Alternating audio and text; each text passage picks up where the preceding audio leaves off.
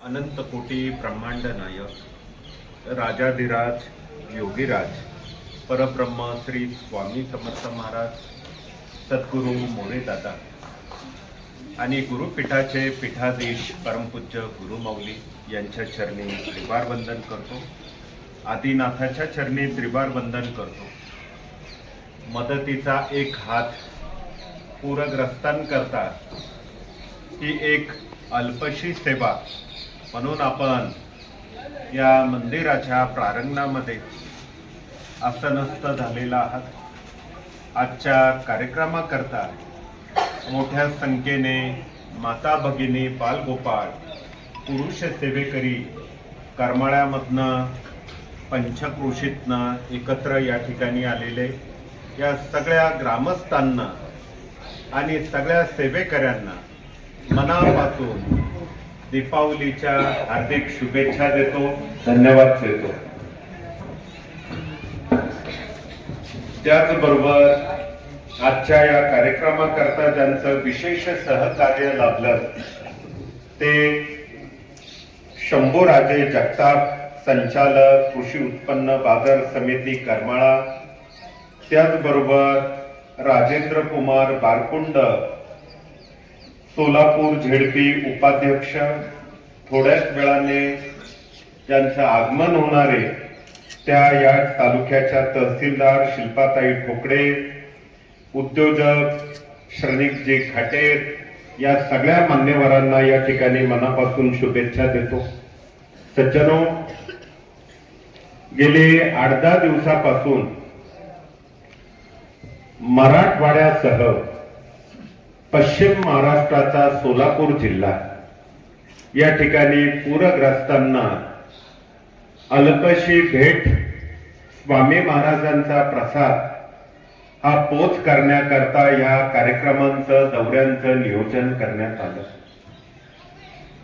आणि या कार्यक्रमाकरता पुणे जिल्ह्यातनं जवळपास 4200 या किराण्याच्या आणि संसाराला लागणाऱ्या विशेष काही सेवेच्या शिधारूपी प्रसाद आपल्यापर्यंत पोच झालेला आहे आणि ते वाटण्याकरता पुणे शहरातनं आणि दौंड तालुक्यामधनं सुद्धा या ठिकाणी सेवेकरी आलेले, सोलापूर शहरातनं सुद्धा सेवेकरी या ठिकाणी आलेले, त्या सगळ्यांना मनापासून धन्यवाद देतो। परंतु आज गेली 76 वर्षापासून या दिंडोरी प्रणीत श्री स्वामी समर्थ सेवा मार्गाचं कार्य हे अविरतपणे चालू आहे। सोलापूर वासियांना श्री स्वामी समर्थ महाराज निश्चित माहीत असतील, पण ज्यांना माहीत नाही त्यांना सांगतो, खरं तर तुम्ही खूप पुण्यभूमीमध्ये जन्माला आलेला आहात। कोणी कर्मभूमी म्हणून या ठिकाणी सत्कर्म करताय। ही सोलापूर भूमी पंढरपूरच्या पांडुरंगाची जशीच आहे तशीच अक्कलकोट निवासी श्री स्वामी समर्थ महाराजांची आहे। या भूमीमध्ये माढा, मंगळवेढा, दामाजी पंत, चोखामेळा अनेक त्या काळातल्या विठ्ठल भक्तांनी या ठिकाणी काम केलेलं आहे आणि अशा या भूमीमध्ये श्री स्वामी समर्थ महाराजांचं दिंडोरी प्रणीत कार्य सुरू होतंय। मनस्वी खूप आनंद होतोय।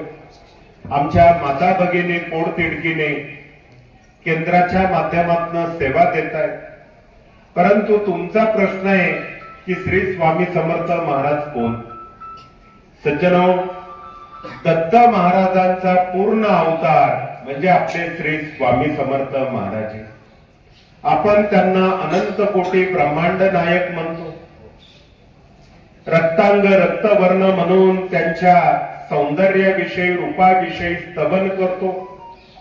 ज्या स्वामींना आपण भक्तवत्सल, भक्ताभिमानी मानतो, अशा स्वामींविषयी असंही म्हणता येतं की जिथे सगळे असमर्थ, जिथे सगळे असमर्थ तिथे फक्त श्री स्वामी समर्थ।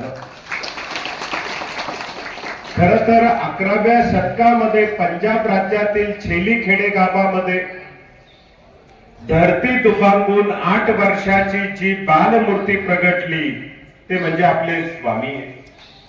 पण मात्र स्वामींनी फार पंजाबात थांबण्याचं त्या ठिकाणी नियोजन केलेलं नव्हतं. पदभ्रमंतीला प्रारंभ केला आणि ही पदभ्रमंती करता करता चीन, मलेशिया, सिंगापूर, भारताची पदभ्रमंती होता होता 1856 साली स्वामी महाराज अक्कलकोटामध्ये आले. 22 वर्ष त्या ठिकाणी त्या अक्कलकोट म्हणजे पूर्वीचं नाव प्रज्ञापुरी या गावामध्ये राहिले. प्रज्ञापुरी याचा अर्थ अंधार नगरी. या अंधार नगरीतल्या लोकांना तमसो मा ज्योतिर्गमयम प्रकाशाकडे नेण्याचं काम, अज्ञानातनं ज्ञानाकडे नेण्याचं काम 22 वर्ष स्वामी महाराजांनी केलं. आणि मग त्या प्रज्ञापुरीचं नामांतर झालं अक्कलकोट आणि आज आपण म्हणतो अक्कलकोट निवासी श्री स्वामी समर्थ महाराज. स्वामींवर खूप बोलण्यासारखे. नव्या भाविकांना सांगतो, शिर्डीचे साईबाबा असो नाही तर शेगावचे गजानन महाराज यांचे गुरु सुद्धा आपले श्री स्वामी समर्थ महाराज. आणि अशा स्वामींचं कार्य हे दिंडोरी मधनं सुरू झालं. सोलापूर वासियांना सांगतो, खऱ्या अर्थाने जर श्री स्वामी समर्थ महाराजांची विचारधारा या महाराष्ट्राच्या तळागाळामध्ये जर कोणी पोचवली असेल ती नाशिक जिल्ह्यातल्या दिंडोरी गावातनं सद्गुरू मोरे दादा आणि आज परमपूज्य गुरु माऊलींनी पोचवलेली.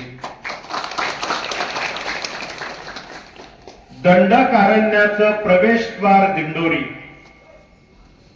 करमाळ्याप्रमाणे छोटस गाव आणि ह्या गावात 150 एकर बागायती शेती असणाऱ्या मोरे परिवारामध्ये सद्गुरू मोरे दादांचा जन्म झालेला होता. त्यांनी शेती सांभाळून, देश सेवा करून, गावचं 10 वर्ष सरपंच पद भूषवून, स्वातंत्र्य सैनिक म्हणून काम करून तब्बल 40 वर्ष श्री स्वामी समर्थ महाराजांची सेवा तळागाळात गावागावात पोचवली. 88 साली त्यांचं महानिर्वाण झालं आणि मग ही जबाबदारी आली आपल्या परमपूज्य गुरु माऊलींकडे. तुम्हाला सांगू इच्छितो, आज गेली 36-37 वर्ष गुरु माऊलींच्या मार्गदर्शनाने हे कार्य देशातून विदेशापर्यंत पोहोचलं. आज तब्बल 21 देशांपर्यंत आपलं श्री स्वामी समर्थ महाराजांचं कार्य हे जाऊन पोहोचलेलं.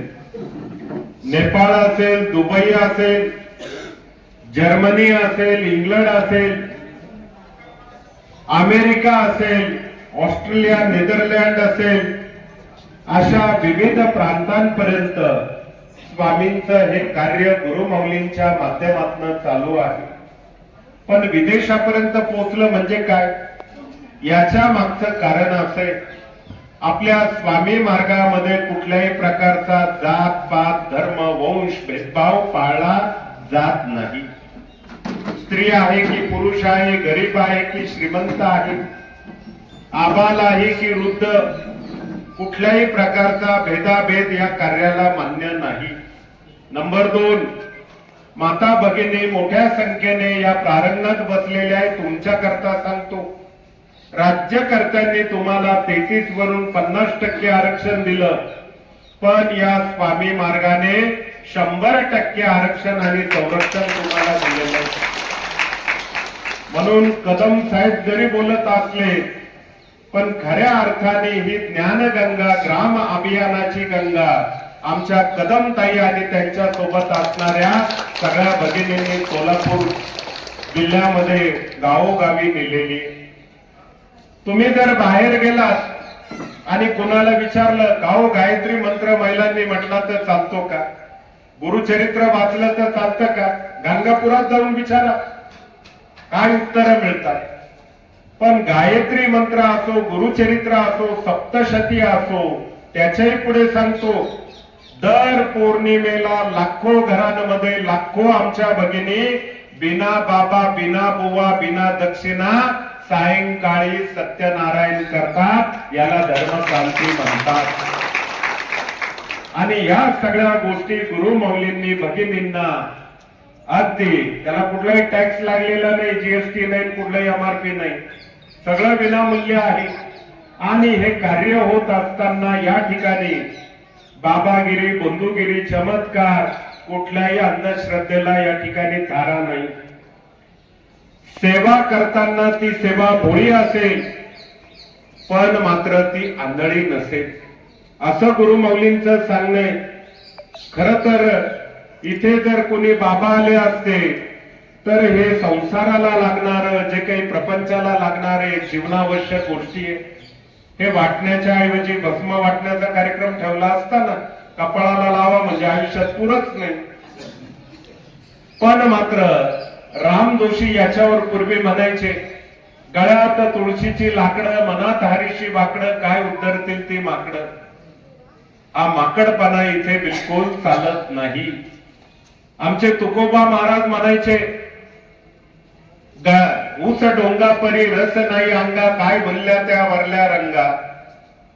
आता भगिनींनाही सांगतो, रंगाला महत्व देऊ नका, नाहीतर घटस्थापना सांगता झाली नवरात्र, 9 रंगाच्या 9 साड्या माहित नाही त्या कुठून आल्या.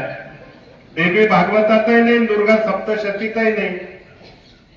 एकच अंतरंग आणि दुसरे पांडुरंग, या रंगांना आपण महत्व देणं क्रमप्राप्त आहे. असोत विनोदाचा जरी विषय झाला, पण आज गुरुमौली सांगतात 18 विभाग आपल्याला प्रत्येक खेडोपाडी नगरांपर्यंत पोहोचवायचे. त्यामध्ये पहिला विषय आहे मानवाचं दुःख हरण करणं, त्याला प्रश्नोत्तर म्हणतात.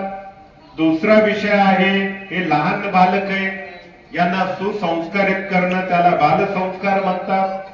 तिसरा विषय आमच्या भगिनींचा आवडता सणवार व्रत वैकल्य, कोजागरती कोजागिरी झाली, पण पुढे आता दिवाळी येईल, मग त्याचं कसं करायचं याच्याविषयी मार्गदर्शन असेल.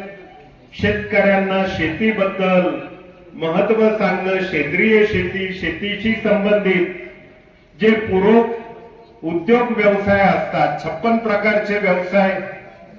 म्हणून आमचा शेतकरी शेती करताना व्यावसायिक झाला पाहिजे, उद्योजक झाला पाहिजे, असं गुरुमौलींचं सांगणे. आपण शेतकऱ्याच्या कुटुंबात बघतो 2 मुलं असतात आणि दोन्ही शेती करताना एकमेकांमध्ये वादविवाद करतात. म्हणून सगळ्या शेतकऱ्यांना आणि तरुणांना सांगणे, शेतकऱ्याच्या एका मुलाने शेती पिकवायची आणि शेतकऱ्याच्या दुसऱ्या मुलाने तो शेतमाल शहरामध्ये नेऊन योग्य पद्धतीने विकायचा. हे मार्गदर्शन शेतीशास्त्रातनं आपल्या मार्गातनं दिलं जातं. एवढंच नव्हे, शेतकऱ्यांच्या मुला मुलींच्या लग्नाचा प्रश्न असेल, लग्न जमवणं खूप अनाठाई खर्च न करता, ऋण काढून सण साजरे न करता, कमी खर्चात कमी माणसात लग्न कसं लावावं, विवाह संस्कारातनं त्यावर प्रबोधन होतंय. याच्या पलीकडे सगळ्या माणसांचं, मानवाचं आरोग्य चांगलं राहावं, त्याकरता आयुर्वेदाचा प्रचार असेल, आहारशास्त्र असेल, तुमच्या मसाल्याच्या डब्यामध्ये जे काही छोटे मोठे काही वस्तू आहे त्याचा उपयोग कुठल्या आजारावर आपण केला पाहिजे याविषयी मार्गदर्शन केलं जातं. असे निरनिराळे विषय आपल्या मार्गातनं, ग्राम अभियानातनं सांगितले जातात. पण सगळ्या माता भगिनींना आणि ग्रामस्थांना सांगतो, बिना चिंतेचं कोणीही नाही. जनी सर्व सुखी असा कोण आहे, विचारे मना तूच शोधून पाय, कोण सुखी आहे. पण तुमच्या करता सांगतो, इथे जेवढे बसलेले सगळे भाविक सेवेकरी 100% सुखी आहे. तुम्ही म्हणाल कसं? लोक सुखाची, धनाची व्याख्या वेगळी करतात. ज्याच्या जवळ सोनं नाणं पैसा अडका धन दौलत तो माणूस सुखी आणि श्रीमंत. पण आमचं म्हणणं असं आहे, जो व्यक्ती स्वामींची सेवा करतो, दिवसभर कष्ट करतो आणि झोपेचं कुठलंही औषध न घेता रात्री 15 मिनिटात झोपी जातो, तो माणूस जगातला सगळ्यात श्रीमंत आणि सुखी आहे. म्हणून त्यातले तुम्ही सर्वजण आहात. पण तरीही मनाला काहीतरी चिंता घोंगावते आणि ही चिंता माणसाला चितेपर्यंत पोहोचवल्याशिवाय थांबत नसते. मग आता चिंतामुक्त व्हायचंय, डॉक्टरकडे औषध आहे का? कुठल्या हॉस्पिटलमध्ये का कुठल्या इस्रो, नासा, कुठल्या सायंटिस्ट कडे त्याच्यावर काही उत्तर आहे का? बिलकुल नाही. सज्जनो, त्याला फार सोपं विनामूल्य उत्तर आहे. चिंतामुक्त व्हायचं असेल तर रोज श्री स्वामी समर्थ महाराजांचं चिंतन करा आणि क्षणात चिंतामुक्त व्हा. मग आता हे चिंतन कसं करायचं?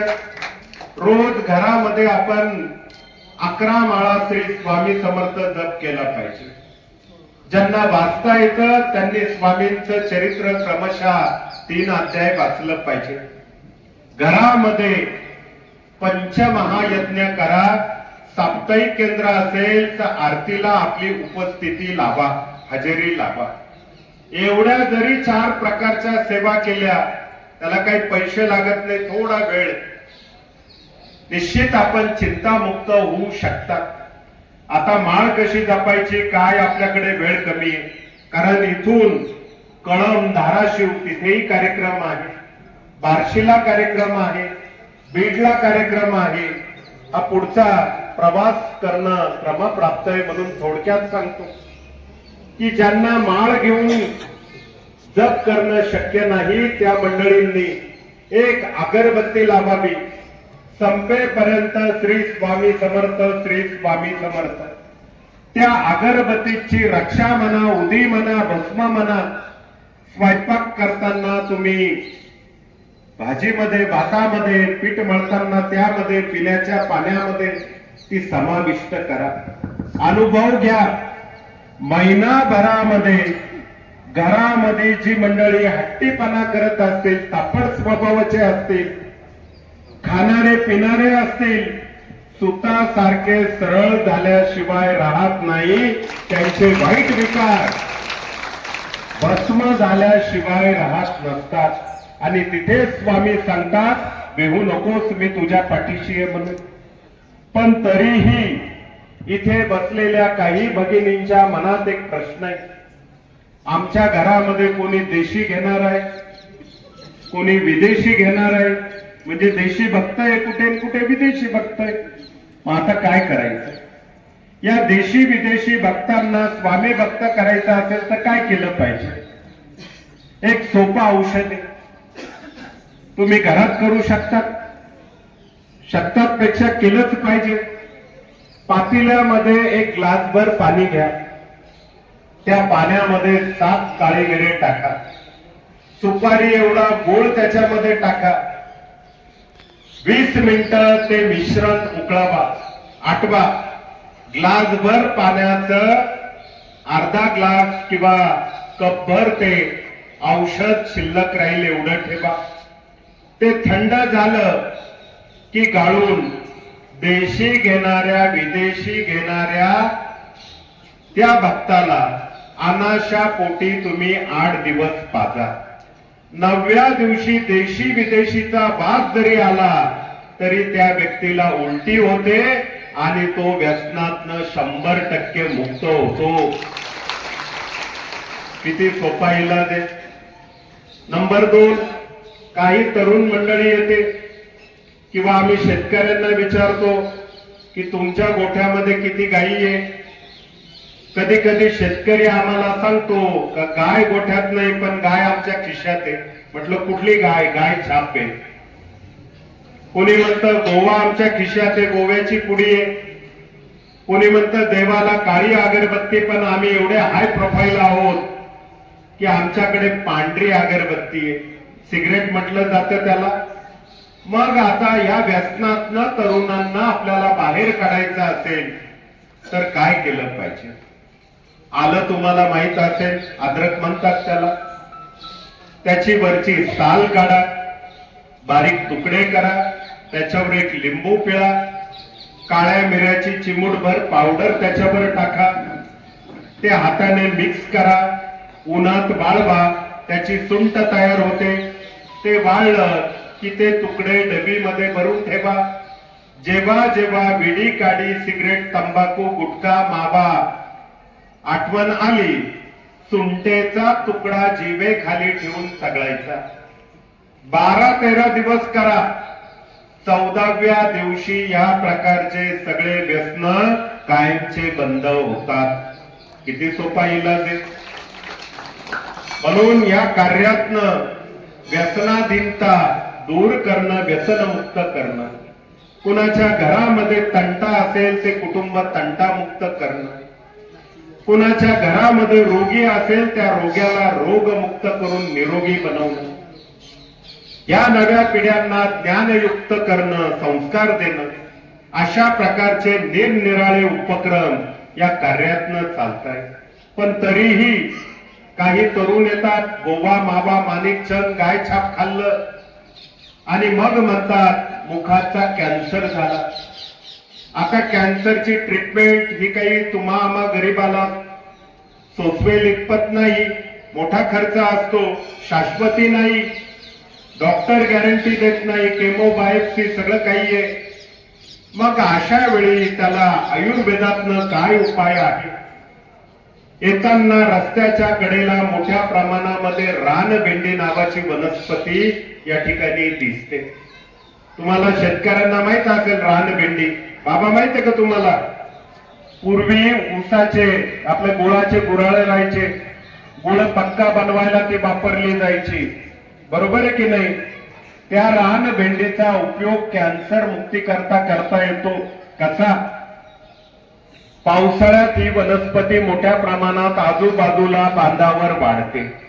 ती वनस्पती काढायची, उपटायची, त्याची मुळी असते ती उन्हात वाळवायची आणि शुद्ध मध घेऊन त्यामध्ये ती मुळी घासायची. चमचाभर ते औषध कॅन्सरग्रस्तांनी, मुखाचे कॅन्सर, हिरड्यांचे, जिभेचे, त्यांनी ते औषध अनाशा पोटी महिनाभर घ्यायचं. फार काही खर्च नाही. महिना सव्वा महिना जर औषध घेतलं, निश्चित तो व्यक्ती या आजारातनं 100% बरा होतो. त्याला रानभेंडी मुळी म्हणतात. बरेच विषय आहे. आता इथे भगिनी बसलेल्या आहेत तास दीड तासापासून, पण बसल्या बसल्या काही भगिनी पतंजली योगा करतायत. तुम्ही म्हणाल कसं? इकडून तिकडे तिकडून इकडे मांडी घालून बसलं की पाय दुखतात, पाय चावतात. इकडे आमचे शेतकरी बंधू आहेत, ट्रॅक्टर आहे, मोटरसायकल आहे, मानपाट कंबर दुखते, डॉक्टर म्हणतात कॅल्शियम कमी झालं. मग आता या आर्थरायटिस, सर्वायकल पेन म्हणतात त्याला, स्पॉन्डिलिसिस म्हणतात, वातविकार म्हणतात, हाडाचे विकार. उत्तर काय? सोपं उत्तर आहे. ग्लासभर पाणी, त्या पाण्यामध्ये गव्हाच्या दाण्या एवढा खाण्याचा चुना टाकायचा, त्याची निवळी करायची आणि रोज ते चुन्याचं पाणी अनाशा पोटी पोटात घ्यायचं. 10-15 दिवस करून बघा, कॅल्शियम वाढतं आणि हाडांचे हे सगळे दुखणे थांबतात. इतका सोपा इलाज आहे, फार काही त्याला खर्च नाही. आणि म्हणूनच बऱ्याच जणांना आम्ही सांगतो की पानटपरीवर पानाला चुना लावण्यापेक्षा किंवा एकमेकाला चुना लावण्यापेक्षा चुना जर पाण्यात टाकून पोटात घेतला, हाडं दुखणं थांबतं. सायन्स आहे त्याच्या मागे, त्याच्यामध्ये कॅल्शियमचं प्रमाण जास्त आहे. म्हणून आता आपण देवाला जेव्हा नैवेद्य दाखवतो, त्या नैवेद्याला विडा असतो. मगा करमाळा, कमला भवानी माता, विडा लागतो देवीला सुद्धा, मुखवास. मग हे धूम्रपान आहे का? मावा गोवा किंवा टिंबटिंबा आहे का? बिलकुल नाही. त्याच्यामध्ये सुद्धा आयुर्वेदाचा, सायन्सचा एक गुणधर्म लपलेला आहे. विड्याची 2 पानं आणि चिमूटभर जिरा जेवण झाल्यानंतर चावून चावून खा. 5-6 दिवस करा आणि 6व्या 7व्या दिवशी तुम्ही पॅथॉलॉजी मध्ये जा, लॅब मध्ये जा, ब्लड टेस्ट करा, रक्त वाढलेलं असतं आणि हिमोग्लोबिन 100% नॉर्मल होतं. किती सोपा दावा आहे सांगा मला. म्हणून देवांच्या ताटाला ते नागवेलीची पानं आणि ते सगळं असतं ना विडा, हे सायन्स त्याच्यामध्ये लपलेले. असे बरेच विषय आहे, पण आता किती बोलायचं, कारण दिवसभरातला 7वा 8वा कार्यक्रम असतो. निवांत परत ताईंना सांगतो की करमाळ्यामध्ये आपण मेळावा घेऊ आणि उरलेले विषय आपण त्याच्यामध्ये पूर्ण करू. कारण हे उरलेले विषय सांगत बसला ना, ते धाराशिव तिकडे शिवशिव करायला लागेल ना, ते बार्शीवाले मुसू रडतील. बीड आहे, सगळेच तिकडे आतुरतेने वाट बघताय. पण सज्जनो, आज निमित्त आहे पूरग्रस्तांना मदत म्हणून. पुण्याच्या सेवेकऱ्यांनी अगदी स्वतःच्या कष्टाच्या पैशातनं स्वतःच्या घरातलं किलोभर धान्य घरोघरी गावोगावी दारोदारी फिरून सुद्धा त्यांनी हे धान्य या पिशवीत इथे आणलेलं. अगदी शहरासह, दौंड तालुक्यासह, सोलापूर शहरासह सेवेकऱ्यांनी हा शिदा जमा केला. आणि आपले गुरुमाऊली सांगतात, जनसेवा ही सुद्धा स्वामींची सेवा आहे.